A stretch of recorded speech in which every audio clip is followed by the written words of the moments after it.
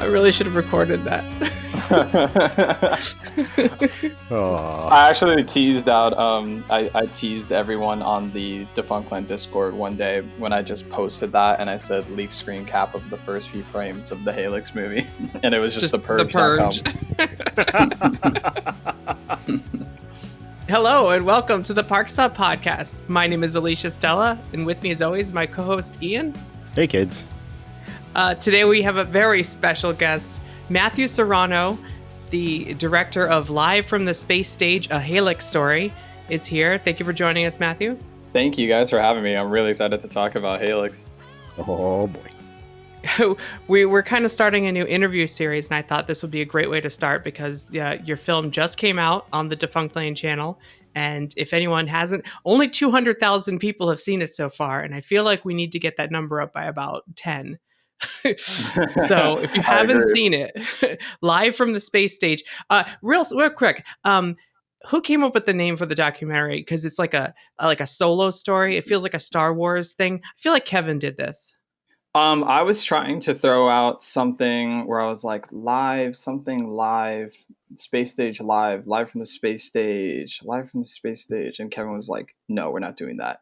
And then like a month later, he sends me a text with the title and he goes, how's this for the title? And it was Live from the Space Stage. But then he added A Helix Story. And I was like, I like the Helix Story edition. He's like, yeah, it makes it Star Wars, right? And I was like, yeah. I just felt that it was Kevin. He's got his like fingerprints on it. Not the first part. That feels like, because you did, and I did want to ask you about that. You did Remain Seated, Please. Mm-hmm. And there's no subtitle there, although there is now. Did you change the title on YouTube?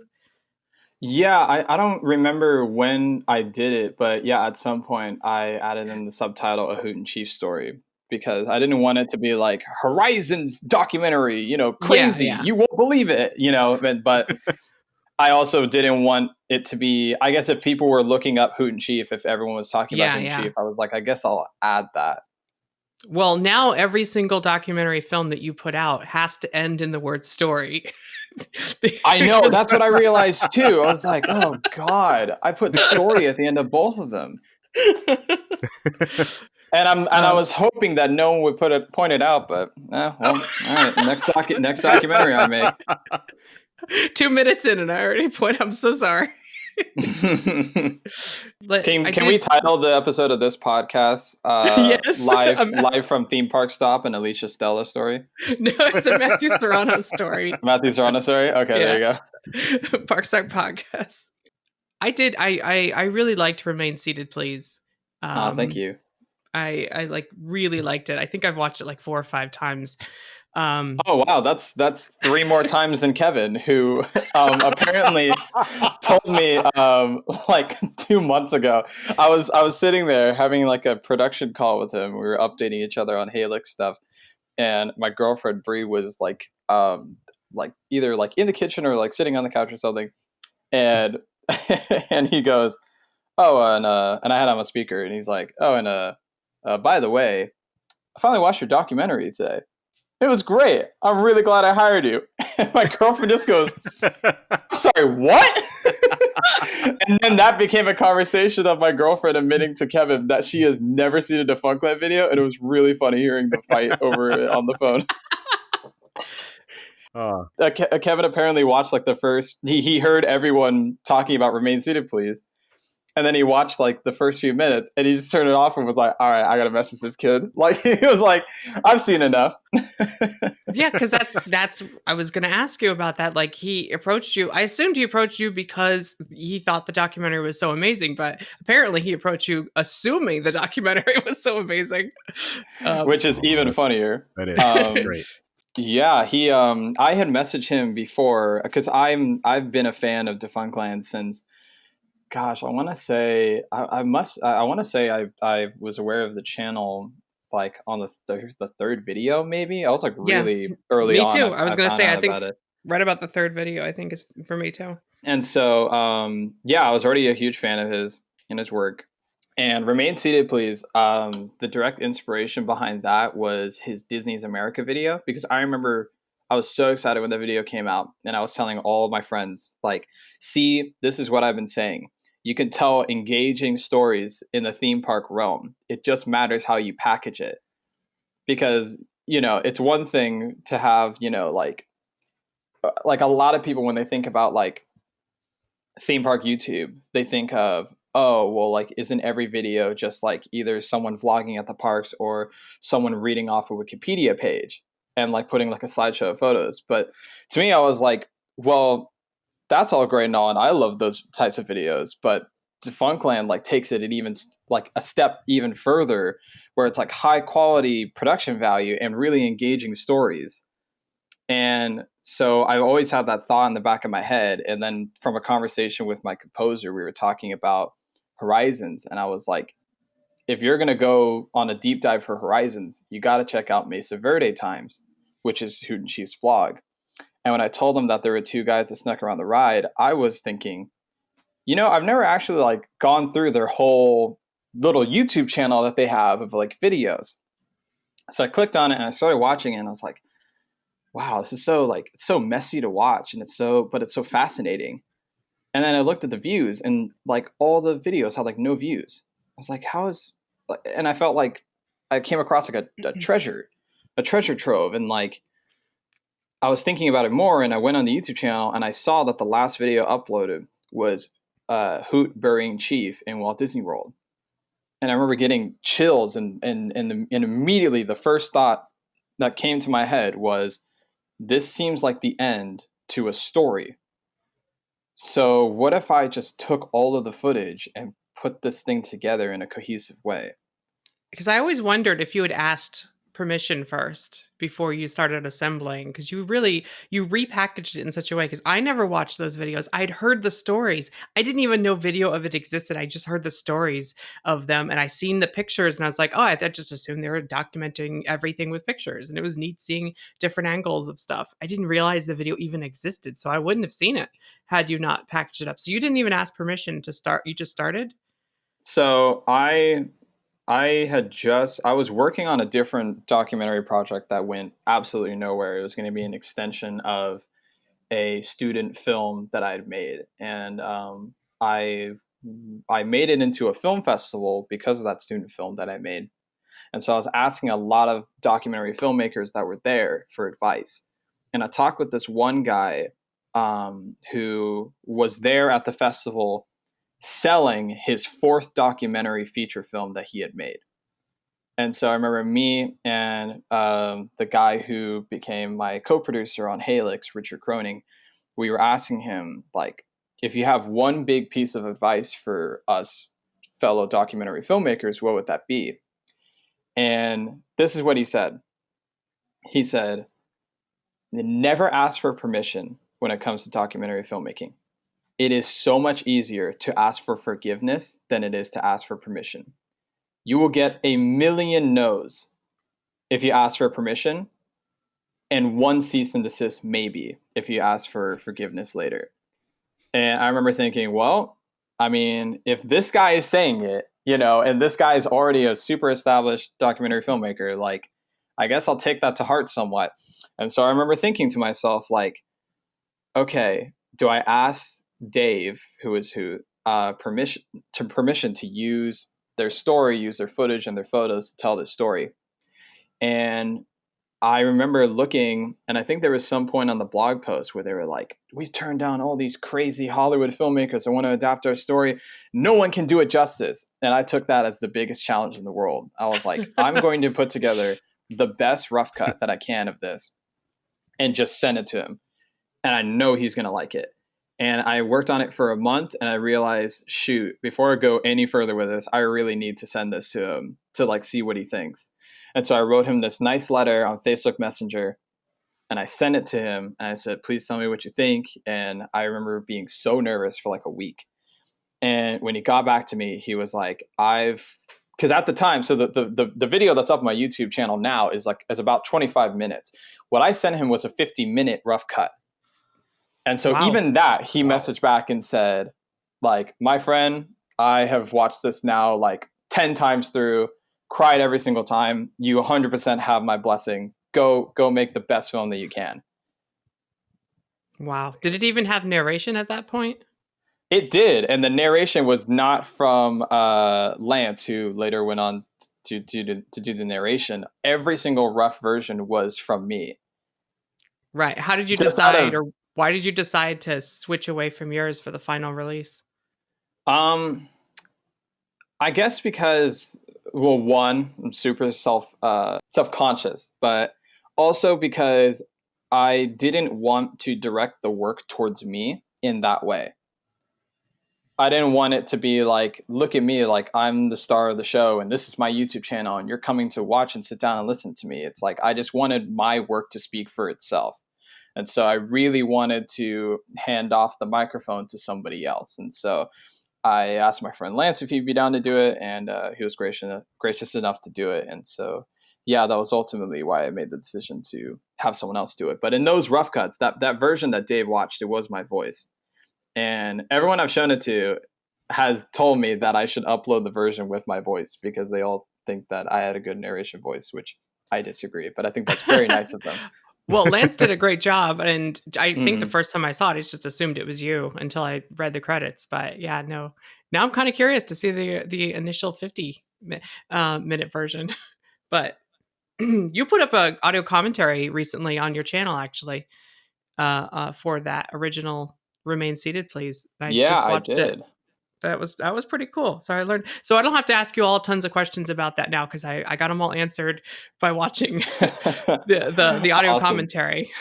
So check that out if y'all haven't actually.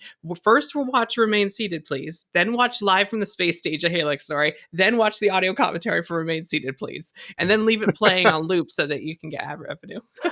Yeah, there you go. Well, actually, funny you say that. On Remain Seated, Please, I made zero money off of that because I left in all the swear words that Hoot and Chief say, and someone flagged me for like graphic content. Really? And That's it was really lame. scary because the video went viral on Reddit and then started popping up on all these sites and was getting shared around by cast members on Facebook and Instagram and everywhere like crazy. And it was getting picked up by tons of people.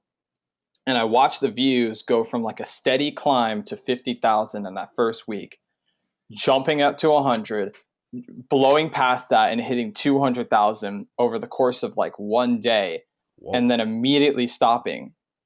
And I was like, what happened? Like, why did it literally just, like, did my video get deleted? And basically it did, because if you searched the exact title, the name of the video, my name, Horizons, all that into YouTube, and you went to the last page on YouTube, it would be there as the last result, because it got flagged, because I saw a comment from two parents saying, can you please make a version without the swear words? I want to show this to my kids.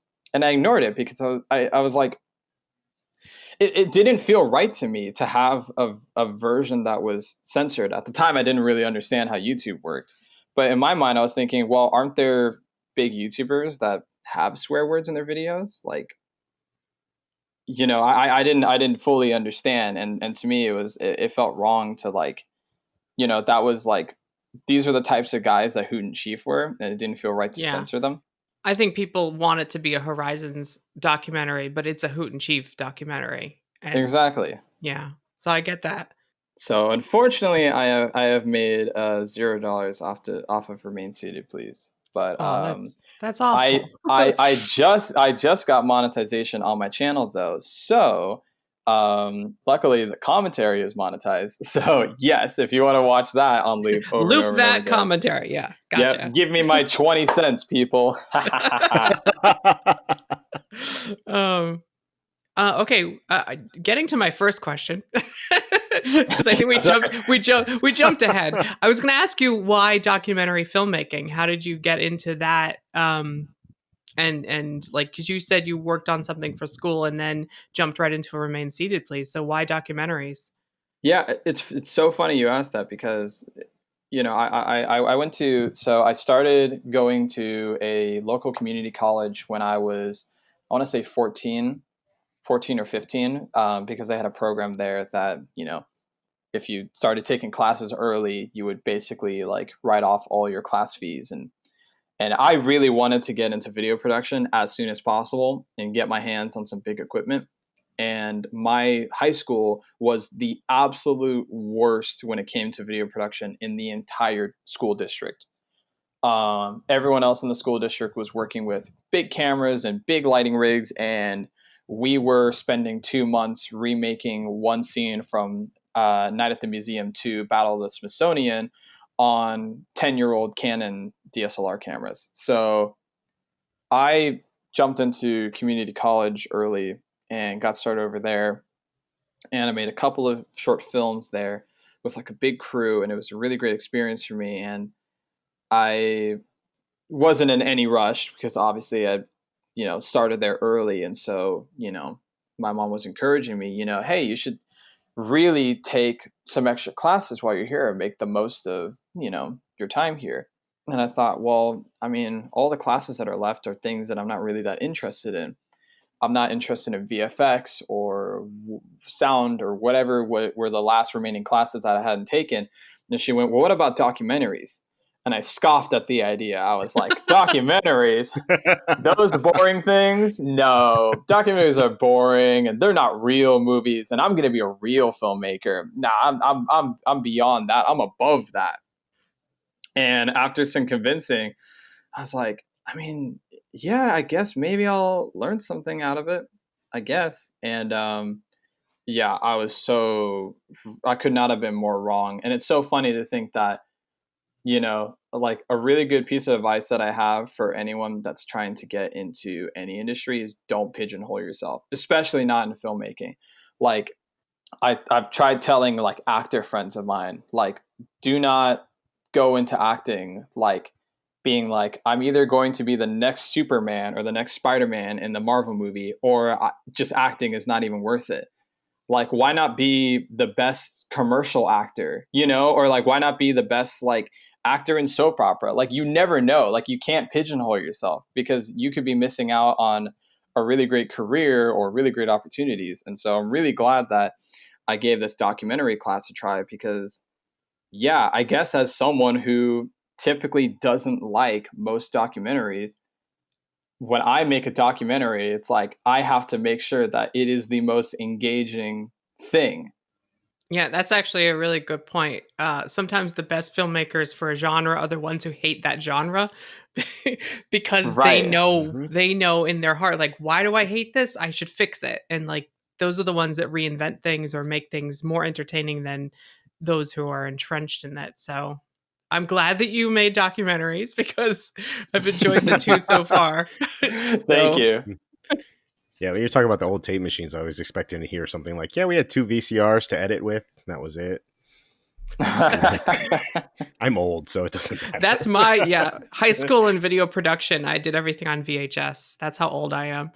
Oh, wow. No kidding. Yeah, we were, I jumped into film school and they were like, yeah, red cameras are old, which are like the newest cameras are like, red cameras are old. We're moving on from that. Oh man, red cameras. I remember when those were a huge deal.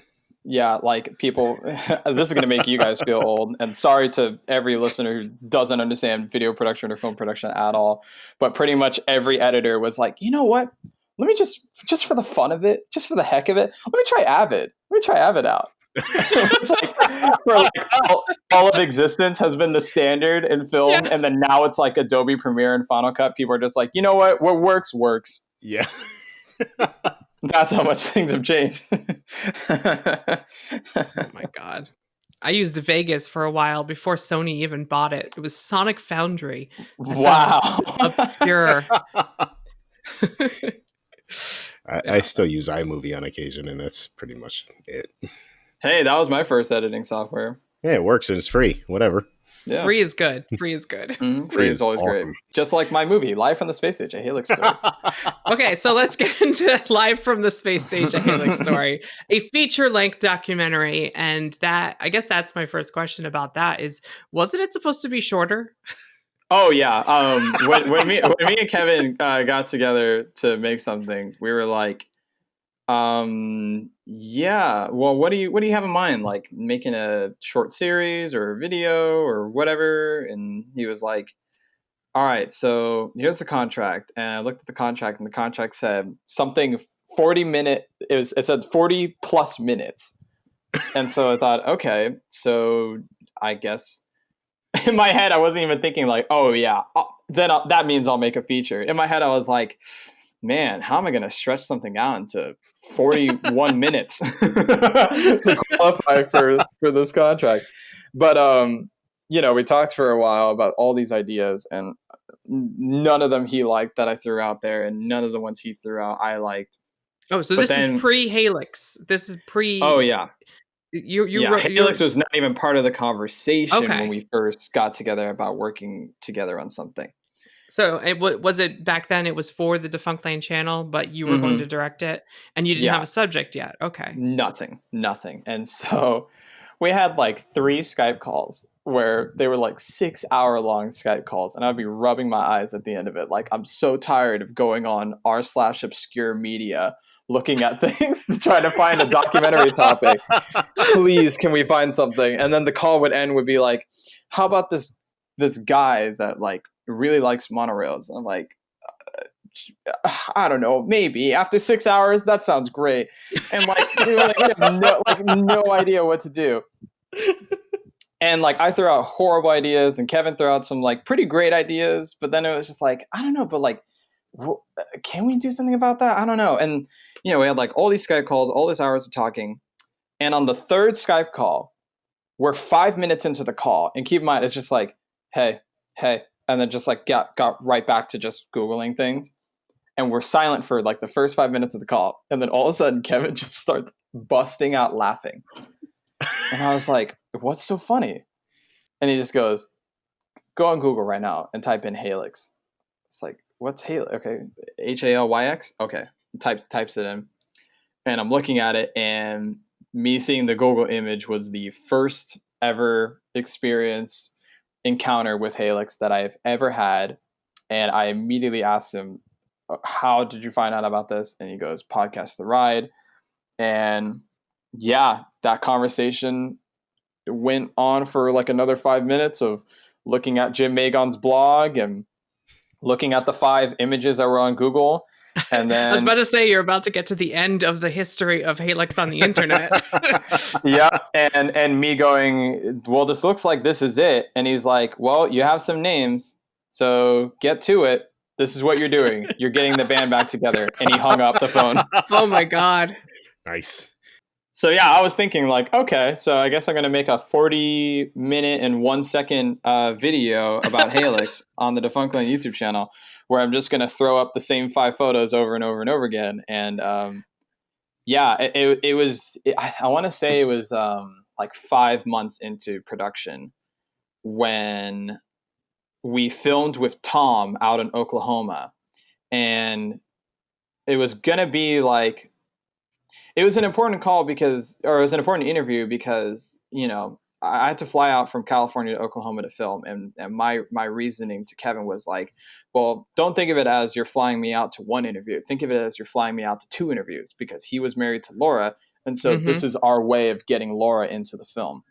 And he was like, yeah, it's an excellent point. And every interview was like an hour and a half or 2 hours because, some people had some information, but a lot of it was like, yeah, so we performed at Disneyland in 1982, and then me going, actually, it was 1981, and then going, oh, okay, right, sorry.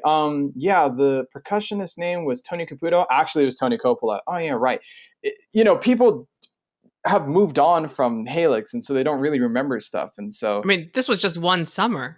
this was one summer, one 38 years ago at the time of filming. The year I was born. Like I can't remember what I ate yesterday. Like how are these people going to remember this one band project that they were part of 38 years ago? Especially with most of these people having these super long, illustrious careers. And so, yeah, when we got to Tom's house and we interviewed him for 4.5 hours, we were like, yeah, I think we have a feature now, because at that point it wasn't just like, every Defunct Land video has the same exact format where it's like, introduce you to the topic, give you a rundown of the creation of that topic, show you the topic in play, it being out there into the world, and then the kind of just, well, it didn't work out, or, well, they stopped it. This is why it's defunct, and this is why it's on the channel. And that kind of being the end of it. Yeah. That's a 40-minute Yeah. video if I we mean, wanted to stretch it out. if you didn't have, I was gonna say, if you didn't have the interviews, in my mind, that's a 15-minute Defunctland video. Like, Or even you don't if we're have enough lucky. meat. Yeah, if Yeah, you're exactly. that's showing clips of the two footages of singing that you have or whatever. Like that's showing a good minute of singing just to pad the time. Like it's without the interviews, it's you did such an amazing job of digging into something that didn't have a presence yet. And that's why I feel like this film is so important.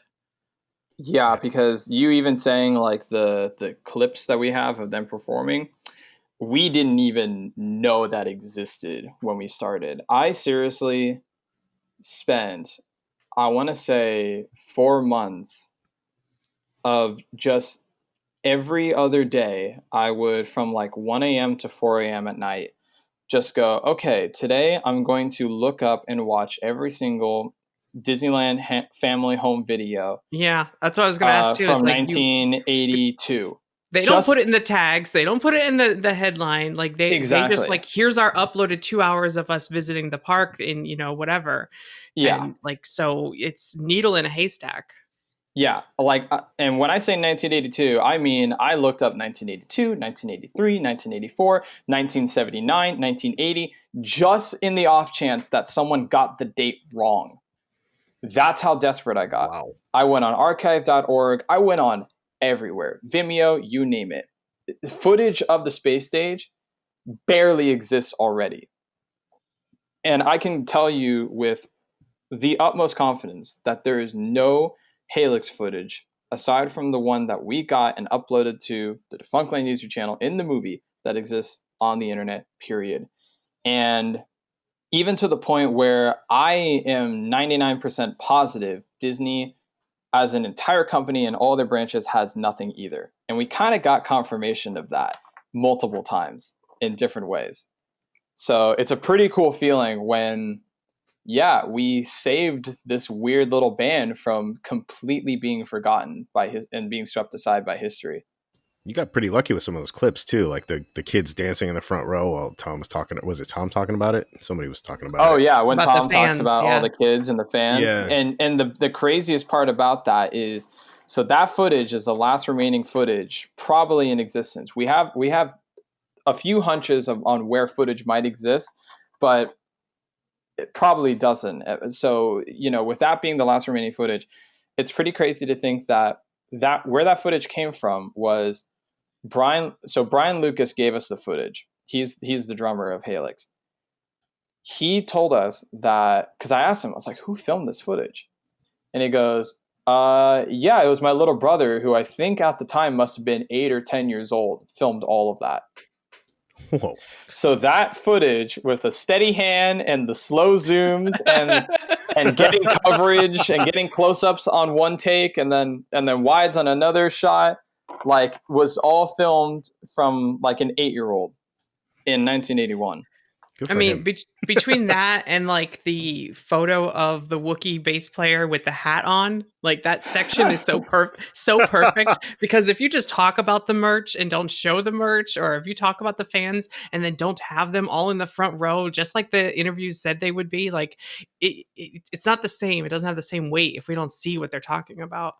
And that's an excellent point to bring up, because we were very lucky that even with us scouring for things that, it's funny is for that merch section, what was going to be there as evidence of them making merch was, there's one frame. I'm not even joking. There's one frame in that entire 50 minutes worth of concert footage that we have. One frame where a light shines just in the right spot and the camera captures one of the fans standing up, and you can see on his back the perfect outline of the Helix H on a handmade shirt.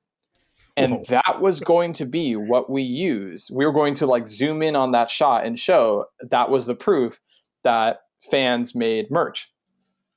But we were so lucky when this lovely guy, Larry, reached out to me on Facebook and was like, "Hey, I was told by someone else to reach out to you. I heard you're making a Helix doc. I was kind of the band's unofficial concert photographer for that summer. He was one of the fans, like he was part of that kid fan group, and at the time he was studying photography, and so he went down to Disneyland like once a week to like practice his photography by taking shots of the band. So he himself scanned in and digitized and sent me all 366 photos that he took that summer Oh my and God. gave them to me man. for free. That's amazing. And he wrote this lovely letter to me when he sent it to me. And yeah, I literally jumped around my room with joy when I was skimming through the photos, and then boom, I saw the Baharnath wearing the Helix hat. Did you ever figure out what the Baharnath is short for? Bear plus what? Like, what else is it short for? I think behemoth. Okay, so a I think behemoth that's what it's bear. supposed to be. Okay. Yeah, and you know what's funny is just out of assumption, because that's pretty much how most of our information pretty much had to get filtered for this documentary. We assumed that when Tony told us, because Roger didn't even remember, when Tony remembered what Roger's character is called, we thought it was Baharnath with an E at the end. Now, if you watch the movie, it has an O at the end. Mm-hmm. The reason why we changed it, we literally changed it the day we uploaded the movie. Oh my God. I'm not even kidding. We changed it 4 hours before the movie came up because me and Kevin were doing last watch throughs and some new information had come through. Because what happened was one of the members of the press that wanted an early screener of our film sent me an email asking, "Is this movie a hoax? And is there any way to prove that Helix was a real band?" That's perfect. It's like Spinal Tap. People would believe it's real, and then That should have been. Oh, now it's the opposite. People think it's fake. And they thought, and this person, they're very nice. I think they thought, they were like, "Is this a Spinal Tap thing? Is this a mockumentary?" That's one of the questions they asked. And my response back was, "I don't even know how to answer that question, but I can put you in contact with former vice presidents and former executives at Disney who worked on the band who could tell you that it was real." So instead of doing that, and instead of watching the movie, they apparently first went to Disney and started emailing all the contacts that they had at Disney, asking them, "Is this real? Is there anyone who can confirm this was real?" Oh my God. I have a contact, and I have an in, and they were able to read off, because they got sent the email thread, and they read off the email thread. And no joke, it was Disney TV Animation, it was Disney Records, Disneyland, Walt Disney Productions. It was every single department and division going, "I have no idea what this is. Talk to them. I have no idea who this is. Talk to them. I have no idea what this is. Talk to them." Just go. It kept going and kept going and kept going until finally someone sent it to the Disney archives. And the Disney archives went, "Okay, we did some looking, and yes, this is real. Here's all of our proof that we have. And if you guys want to use this, you can." And apparently, Disney archives were able to pull out 3 things: a newspaper review of the band that someone wrote, a press release that Disney sent out that made it into a newspaper, and the black and white photo that you can Google right now and see of the band all standing next to each other. And that's it. Wow. At least they archived something. I know. And apparently, in that press release, I had the press release read out to me over the phone. And in it, apparently, they named officially one member of the Helix band, and that was the Baharnath. And I think the reasoning why is because they thought, well, if we're going to get into any trouble with Lucasfilm, the only character that will really give us trouble is these people confusing it with a Wookiee. Yeah. So let's just bury that right here or right now in this official press release by saying, no, he is not a Wookiee. He is a Baharnath. And the way that they spelled Baharnath was with an O at the end. There you go. And so literally 4 hours before the doc came out, I was like, I mean, technically it's Baharna, so I guess we have to go through and change it. Got the official press release copy on that. That's Mm-hmm. pretty good. Um, and jumping ahead, I had a question written down. What about the George Lucas conundrum here? Like the documentary doesn't really cover it, but it was always the band was being pitched as like a Kiss Star Wars like mashup concept. And like there's always like a byline or whatever you call it, a pitch line for movies, like this is like this meets this. It's like this The Shining meets the Good Will Hunting. But why did anyone ever think let's contact George Lucas and let's make an actual Star Wars band, or was it always like this is a Star Wars-esque thing but we're doing it in-house? Well, first of all, I would love to. I need to go write that script right now. Shining meets Good Will Hunting. But secondly, what's really interesting is I had a great time talking with Gary Kreisel. Gary Kreisel and I have had like tons of phone calls talking about Helix and him talking about his career and me asking him questions about stuff. And the most interesting thing to me was that once they were kind of put into like places where they had more of a say about like where we should get creative involvement from and whatnot. What's really interesting is how they were the ones that were the first ones, because they were the young ones at the company. And at the time, this was still a Disney that was like, no, keep it Disney, do what Walt would have wanted, all of that stuff. And they were the ones saying, not only just we should get George Lucas into Disney and into Disneyland, they were also saying, hey, we should get Marvel. Like, they were saying this back in the 80s. They were like, we should get Marvel and we should start making Marvel movies and we should put Marvel characters into the parks and stuff. And he was telling me, he was like, I think it's awesome that Bob Iger has like gone on and done all of this stuff that we were saying like 30, 40 years ago that should happen. And yeah, as to a George Lucas involvement, I don't know. I think it was just them. It's hard. You have to think back in those days. You know, you think about it right now, and you think about science fiction. Your mind doesn't immediately go to Star Wars. Depending on who you talk to, it could go to anything from Blade Runner to Star Trek to Battlestar Galactica. You know, like everyone's very well versed now in science fiction, whereas at the time, every main character was compared to Luke Skywalker. If you had anything, and anything in space was Star Wars, and like you couldn't avoid that. And so I think that was Helix's situation, was more like, I genuinely think that they were trying to do their own thing while obviously having little nods and inspiration from Star Wars, but it was just so unavoidable that I think at some point pretty much everyone involved just kind of embraced it, and hence why you see everyone in the documentary not even calling the bassist the Baharna, them just saying the Wookiee. Everyone loved the bear. Everyone loved the Wookiee bear. I mean, Tom was dressed like a stormtrooper, sort of. Right, sort of, exactly. The stormtrooper robot. Dude, I'm curious about what it was like to talk to Mike Post. I have like an audio background, so for you to be able to sit with him must have been pretty cool. Yeah, it's so interesting. It's so funny. I remember, you know, I feel like there were a couple of people that weren't exactly sure on how this Helix documentary of ours was going to turn out. And pretty much all of those people were like, wait, you talked to Mike Post? When I told them, like, oh, hey, by the way, update. We got Mike in the movie. He's in the movie. We just did an interview with him. They're like, you talked to Mike? So that was fun to see those reactions from a couple of people. But it was so crazy how we got Mike, because, you know, we tried to find a contact. We didn't have any luck finding any contact. And I was talking with my composer, Jordan, or one of my composers, Jordan Iscaro. And he was like, you know, I talked to my parents and I think I might have a weird connection with Mike Post, because it was something like his mom's friend like went to flight school with him or something like that. I don't know what.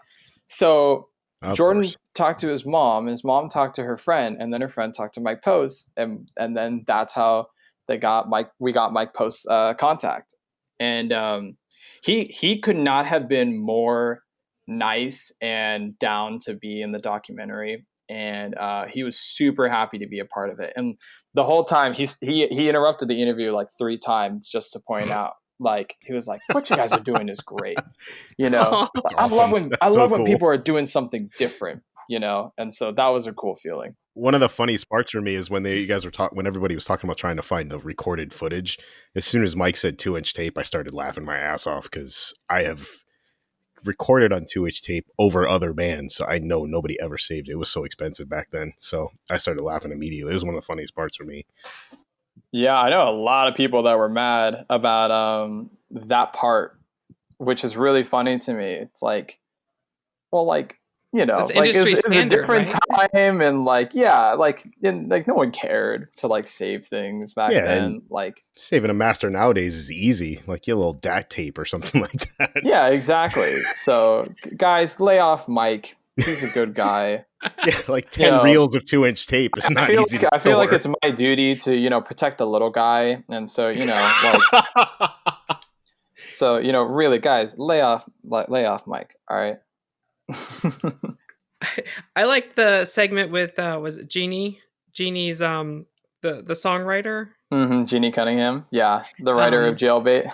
What? Yeah. Okay. Like what? All she's got all these songs written, and Disney's like Disney Records is like, yeah, we want to use Jailbait in Tomorrowland at Disneyland. Like it's For the our middle weird of the Star Wars documentary. It's it's like the weirdest thing. That's what feels like Spinal Tap to me, because it's like Right. there's no way this is real. Why is this real? And you want to know the best part? We tried doing our due diligence. It's funny. Kevin almost got canceled like multiple times when the movie came out because a bunch of like other indie filmmakers were like, you know, like, your excuse at the beginning of or at the beginning or the end of the film is not acceptable. You can't use things that you couldn't find the ownership of. And it's like, actually we can. And we were literally told that by Bambi, because we tried looking up all of the songs that Halix performed or were purchased for the use of Halix. And we found nothing. We like could not find anything. We could not find who the songwriters were. We could not find who owned it. But we did find it for one song, and it was Jailbait, which is still owned by Disney. Oh my God. So they're gonna re-release it soon, right? With a new artist. Yeah. Wonderland Music still owns Jailbait, and and if you look it up on I think it's ASCAP or BMI, yeah, you can see Jeannie Cunningham is credited as the songwriter. Can you imagine just like a new Mickey Mouse disco re-release with Jailbait added, sung by like Goofy or something? Some up and coming tween. He would have to change the lyrics to "Baby, I do not want you because you are Jailbait." Perfect. Mickey's like, my lawyers mandated that I make this very clear. The Billy Joel. Oh yeah. Oh my God. When I had to stop the interview to tell Gary, like, okay, what you just said absolutely made my day. As like the one fan of Halix that exists in the world right now, I am absolutely a giant fan of the idea of Laura singing "I Love You Just the Way You Are," and you thinking, "Oh, I wonder who she's singing about," and then her turning to the Wookiee on the stage and singing it to him. God, I wish that made that into the show, because that is such a wonderful, cute little way to break up the show. But if they had, they wouldn't be allowed to do it too sexy, because the rules of the stage where you're at Disney, so nothing too sexy, nothing too loud, no bad language. I mean, did you see the concert footage? I think they took all of that and threw it out the window. Especially with like Bruce and Laura like grinding up against each other and like rubbing their heads and necks on each other while singing "Baby, I Want You, But You're Jailbait." I think that went out the window pretty early on in that summer. I mean, they had guys with long hair, so the Disney rules didn't apply. That's something that I love, that, you know, you got to give some credit to, you know, the younger generation, the younger crowd, where the moral compass is definitely a lot stronger than the older crowd, because you look at the YouTube comments and everyone's going, I love how all of these old Disney security guards and Disney security, just Disneyland people were so upset about these guys with long hair. But when it came to singing about pedophilia, they were like, that's fine. That's fine. That's fine. You know, it says a lot about, you know, the moral compass of things back then, you know. I mean, I worked at Disney World in the mid 90s, and this was like they still didn't allow men to have facial hair.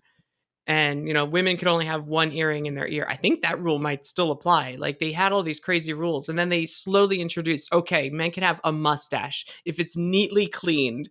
And it's so Well, weird to me that you could be told how to wear your facial hair, no, let alone shoulder length hair. Like that's so weird to me. I mean, didn't like, wasn't it like the 70s or the 80s that women were finally allowed to be skippers on the Jungle Cruise? No, it was the 90s. The 90s? Yeah, Yes. see, exactly. Like I love when people talk about like, you know, oh, all these issues, you know, like, oh, we're past that stuff. It's like past it. It was like 20 years ago. Yep, but 1981 was a different time. 1981 was a very different time. A very fun time that I think a lot of people are really sad that they missed out on that concert. Certainly, I'm one of them. I wish that I was there. I would have been 3. Yeah, it makes such a great documentary, or the documentary came out so good, I should say, because you wouldn't have known going into it this was going to be such an amazing story. But like the idea that it only lasted for a summer and it almost got a record deal, and that this is really the success or near success story of Laura Mumford, like a full and complete story. And there's no way going into it you would have known that without all these amazing interviews. But I really like the way that it's crafted, but it's emotional and powerful. I think just like your small format Horizons Hoot and Chief story, to make this, like, you really feel at the end, and you really like, it's not just some silly looking back at the Purge videos on Defunctland and seeing how far the channel has come, and to like now you're making actual art. Like if the world wasn't in such terrible turmoil right now, do you think you'd be doing the festival circuit with this? Oh, absolutely. Yeah, 100%. We would be trying to take this into some festivals because me and Kevin are both really proud of the movie that we made. And, you know, for so long, we were so worried about, you know, how people would perceive different things. And, you know, we worked so hard on this movie. And I just, at the very least, all that I wanted, even if it was something that, you know, 10 people watch, at the very least, I wanted it to be something that I was proud of and that he was proud of. And, you know, all the rest of this stuff that has come out afterwards has been absolute icing on the cake. And yeah, even though it is unfortunate that, you know, 2020 happened and coronavirus is a thing, it's great that, you know, we were able to get our movie out there and get the response that we did. I'm overwhelmed at how many messages I got of people going like, dude, the jacket at the end. and friends telling me like I had to turn away from my boyfriend when the jacket came up because I was sobbing and like all these things, you know. And it's great because it's especially great because my goal setting out for the longest time with making the movie was, if I can get, you know, everyone watching this to laugh about Halix, love Halix, and then cry about Halix, it will be a success in my mind. You just described the 3 acts of the film. Yes, exactly. And speaking of that, the intro just jumps right into it. You have a fan that kind of described what the whole experience was in the first 2 minutes before the opening credits even roll. Who is that? Is Rick? Yeah, his name is Rick Damigella, and he is someone who he actually, I think he was one of the founding members of G4 TV, if I'm not mistaken. Oh, wow. I know that he worked there for years and years and years, and yeah, now he's doing work for CNN, and he. I think Kevin saw him comment something on Facebook, and he went, "Well, you should reach out to this guy." Because apparently this guy, you know, saw Halix. And so I was like, yeah, I don't think I've reached out to him. Because I'd reached out to so many other of the Halix fans and never got responses or got left, you know, just never got responded back to. And so I tried messaging him. He responded back and he was like, yeah, fun fact, they were actually my first ever concert that I ever saw. And immediately in my head, I was like, oh my God, you're the cold open of the movie. Like, that's how we have to start off the movie. That's so great. That's so wonderful, because, you know, me and Kevin had tried so many ways to start off the movie. And every way we tried, there was always some issue or something wrong with it, something that we didn't like. If you're gonna do a movie without narration, like the way that you have him describe everything is so perfect. I can't imagine it starting any other way at this point. Yeah, so we were very, very lucky. And if you want to know how lucky we were with that interview, not only were we lucky that we found Rick, not only were we lucky that he was down to interview, that he lives in LA, so he's nearby to us, the crew, that he had the poster that was at Disneyland that he bought for $10 on eBay, and he brought it with him to the filming. You know, all of this stuff. And then to top it all off, we're finally filming with him. We finish filming. We wrap up. We're packing up our equipment. He stands up, looks at his phone, and goes, "This just in, Disneyland closed due to coronavirus fears." We literally Whoa. filmed our Wow. final interview right when quarantine began. Wow. Yeah. I mean, I think a lot of the best films are made out of luck and just like creative difficulties or choices. And this is one of those situations where, like, never in a million years when you guys first announced this that I think it was going to be like such a complete story. And then like you said, you just out of luck, like, really, that's, you guys not only got lucky, but you put in the work, and the mixture of those two things made an amazing film. It's so funny, like, so many people have told me that. You know, I've gotten so many people that said, you know, when Kevin first announced this, my thought was, well, what is that? Like, that sounds stupid. I don't care. Whatever. And then, like, now they're like the biggest fans of not just the doc, but also of Halix. And yeah, it's a really good feeling, you know, that, you know, going back to what I was saying before, you know, letting the film and, you know, our filmmaking speak for itself is a really cool feeling. It's a real life that thing you do. I don't know if has anyone made that comparison yet. No, It is. that's the first one. Where like it has the same kind of, and a lot of musical, you know, a lot of music acts probably follow that same formula, but you really want, by the end of this, you really want it to take off and to be successful. And in a parallel universe, I just imagine that it did, you know, and there's albums out there and like we can all listen to it. So watching the documentary, it almost gives you a will they won't they thing at the end, where you like, you're rooting for it to keep, even though you know that it doesn't happen, you're rooting for this band to make it. I know. I did see a recent Letterboxd comment that was like, reads the YouTube comments, spoils the movie for themselves. Is still sad when is still shocked when Halix doesn't work out. And I think that's so funny and so awesome, because I know there are so many things that we're so worried about. Listening to your commentary on your Horizons documentary, I get the sense that you take an almost narrative, like fiction filmmaking style, and apply it to documentary to create that structure. And I think that really helps to build the, you know, suspense. And even though we know how the story ends, it still feels like, you know, you're on a journey through the whole movie. And the other thing that helps too is character. You know, that was a big reason why I was like, I can't censor bleep Hoot and Chief, because you have to know the exact type of people that they are, and the exact type of friendship that they had. And any chance that I had, and every interaction that they had where they interacted with each other, I made sure to put it into the movie, because I knew that the more time that you spent seeing their friendship, the sadder and more heartbreaking it would be the ending.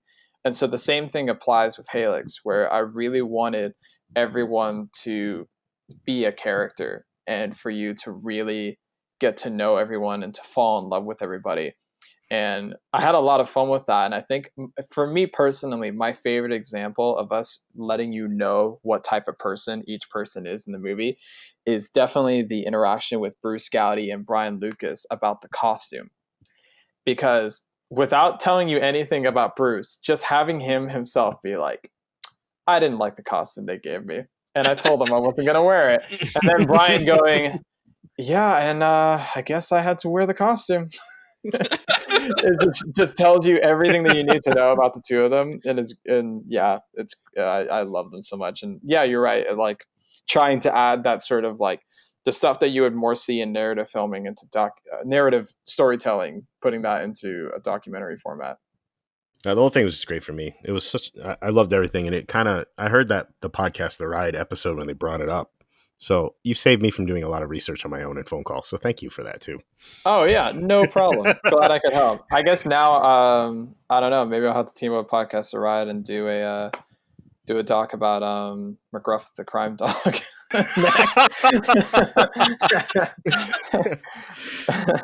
Whatever you choose to do next, I am on this journey and I'm excited to see, because I'm hooked on Yep. your work. I mean, I'm already hooked on The Purge, the Kevin's work, obviously. And Disney's America. I actually had a small cameo, a voice cameo in that one. That's So right. Yeah, because tons of people had cameos in there. so Yeah. that's clearly why you liked it so much. Clearly, yes, absolutely, 100%. Is there anything on the horizon, or you don't know? Are you, because this takes, how Good long one. does this take you? Like a year? Good one with the Horizons pun, unintentional pun there. I didn't even think about it. Live from the Space Stage took, I think in total, like 20 months. Oh my God. Total work. Yeah, it was over a year and a half. It took a lot out of me, but it was all completely worth it, and I'm super, super happy with how it turned out.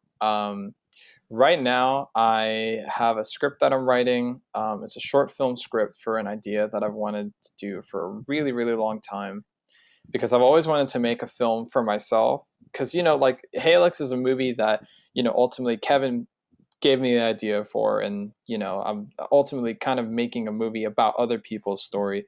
And same goes with Horizons and other films I've made.